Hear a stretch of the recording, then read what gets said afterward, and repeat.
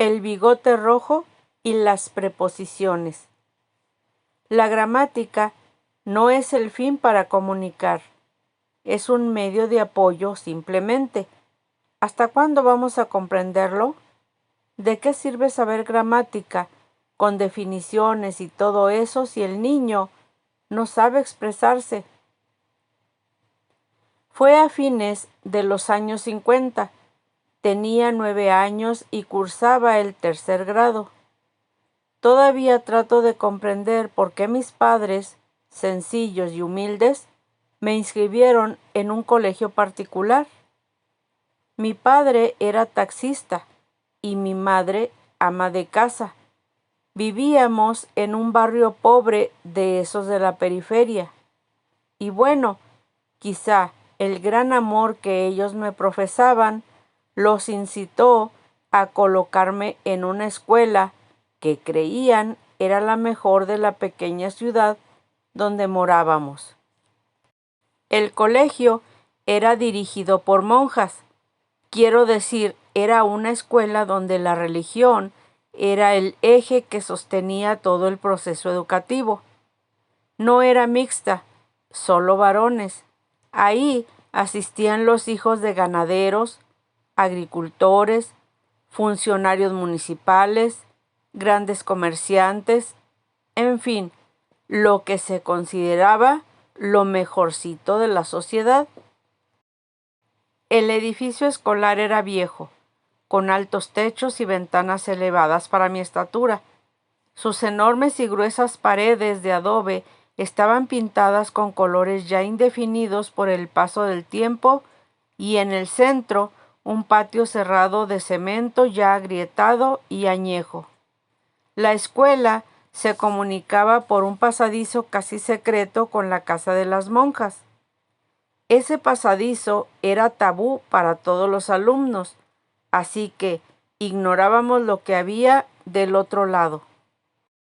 En verdad, para mí era un problema asistir a ese colegio.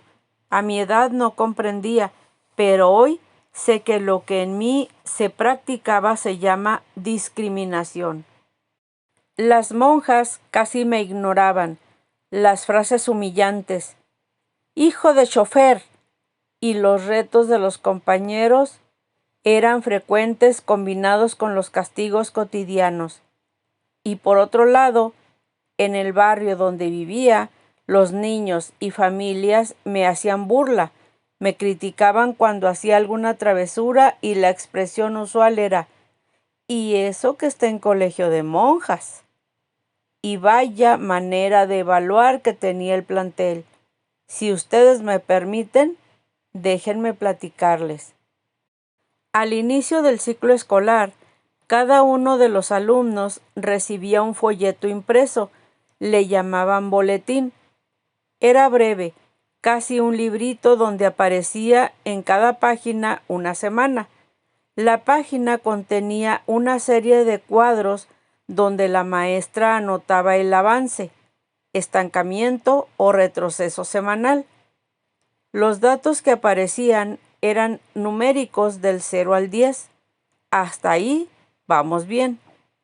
Pero en el margen izquierdo de la hoja aparecía una columna vertical que para todos era el centro de atención.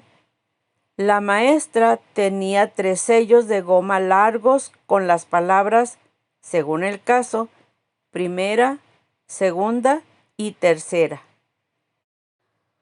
Bueno, aquella columna, aunque no lo crea, era para señalar la asistencia a la misa diaria. Como casi todos mis compañeros vivían cerca del centro donde se ubicaba el templo dedicado al santo patrono, es claro que no tenían problema para asistir al oficio religioso. Pero yo, que vivía, como dije antes, en la periferia, a casi 2 kilómetros del recinto, me era muy difícil asistir a las 7 de la mañana, regresar a desayunar y de vuelta al colegio. Ya se imaginarán ustedes mi evaluación en el boletín. En la columna izquierda siempre aparecía la leyenda tercera y tercera y tercera, y así constantemente mientras transcurrían las semanas. Un mal día estábamos en la clase de gramática. Sí, de gramática. Delante de mí se sentaba un tal Óscar, que era hijo de la rezandera oficial del templo. El chamaco era el único que usaba lentes, lo cual en aquel tiempo se creía que le daba un aire de distinción. Óscar era inquieto, ladino y manipulador. Se sentía influyente en la clase y protegido por su cercanía con las monjas. Pues bien, delante de mí se sentaba Óscar, que se puso a juguetear con su compañero. Con su lápiz le picaba las costillas, que en su momento causó que el agredido perdiera asiento y cayera al suelo. La profesora monja escribía en el pizarrón la definición de preposición. La preposición es la parte invariable de la oración que tiene la función de relacionar palabras o grupos de palabras subordinando la que viene después de ella, denotando la relación que tienen entre sí, y son a, ante, bajo, cabe, con, contra, de, desde, durante, en, entre, hacia, hasta, mediante, para, por, pro, según, sin, so, sobre, tras, vía. Vayan copiándola, decía la profesora de hábito negro. Ahora comprendo por qué Óscar jugaba con el costillar del otro mientras yo, en mi inocencia de 9 años, trataba de descifrar aquellas misteriosas palabras. Y al caer el costillar agredido al piso, la cascada de gritos alegres y risas infantiles inundó el salón. La profesora volteó. Inmediatamente evaluó el hecho y no se hizo esperar su reacción. Tomó del escritorio un tejido de plástico grueso, de esos que en aquel tiempo estaban muy de moda. Era multicolor, semejando una creación artística y que al construirlo servía de entretenimiento y catarsis quizá para la liberación de frustraciones semiocultas de la profesión espiritual que practicaba. Y, dando zancadas tan grandes como su negro faldón le permitía, llegó hasta el lugar. Me tomó de los cabellos, jaló mi cabeza hacia atrás y fustigó con fuerza. El látigo, porque era un látigo, de polietileno multicolor, rompió el aire y cruel, inmisericorde, se marcó en mi labio superior. No pude aclarar nada, ni nadie lo hizo. Casi al instante me brotó un bigote rojo inflamado y doloroso mientras las lágrimas corrían por mis mejillas. El llanto no se hizo esperar. ¡Cállate, fastidioso! A ver si con este azote aprendes a comportarte.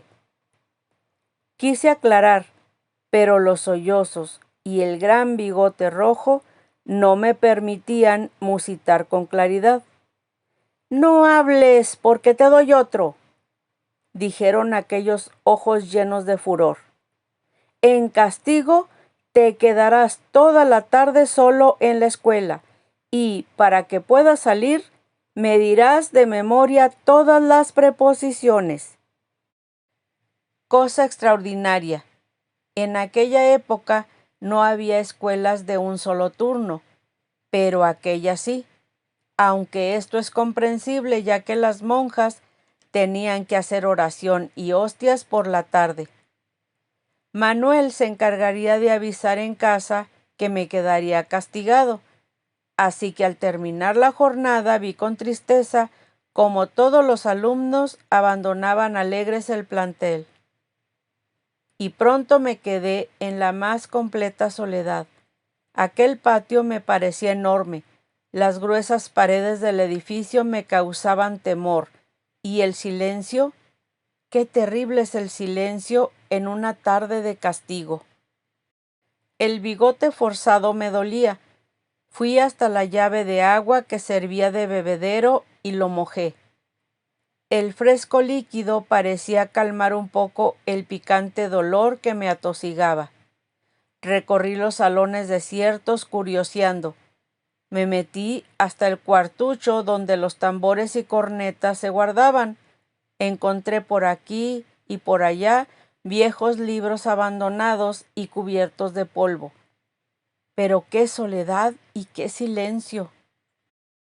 Mi bigote rojo había espantado el hambre, y así, sollozando, regresé al salón, abrí mi cuaderno charrito de papel corriente y copié del pizarrón aquellas palabras que para mí no tenían significado, y que el furor de vestido negro las llamaba preposiciones.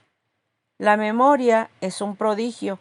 Después de 2 horas, las escuetas palabras, aisladas, se quedaron grabadas en mi cerebro. Empecé a balbucearlas en voz baja y cuando las dominé de corrido, salí al patio y a gritos las repetí. Toqué con fuerza la puerta del pasadizo que conducía a la casa de las monjas, pero nadie acudió. Insistí e insistí, pero todo fue inútil. Serían las 4 de la tarde cuando tocaron la maciza puerta que conducía a la calle. En aquel grave silencio lo escuché con claridad. Me acerqué y con voz quebrada pregunté: ¿quién es? Dije esperanzado. Era mi abuelo, un hombre bueno cuya inteligencia y tenacidad habían superado su falta de estudios. Él también había llegado hasta el 3er grado a principios de siglo. ¡Sáqueme de aquí!, grité sollozando. Espérame, hijo, voy a rodear la cuadra hasta la casa de las monjas, me dijo sereno. Al poco rato se abrió la puerta del casi túnel secreto y apareció la sombra negra. Se encaminó a la puerta del edificio y le abrió a mi abuelo que regresaba.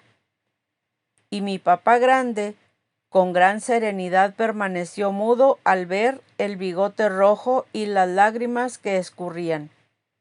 Tomó mi chimeco, así le decíamos a la mochila, se lo echó al hombro y me asió de la mano. El ala de cuervo quiso hablar, quizá justificar, pero el hombre sencillo, de mirada regularmente tranquila, se llevó su dedo índice a los labios en señal de silencio. Jamás volví a ese colegio. Seguí mi estudio en escuela de barrio, donde la equidad y la justicia se manifestaban de manera más humana, sin discriminaciones y sin boletines de tercera. El bigote rojo pasó y se convirtió en negro. Ahora, al escribir esto, ya es gris. Muchos años después, comprendí que eran las preposiciones y, ¡oh maravilla!, nunca olvidé decirlas de corrido.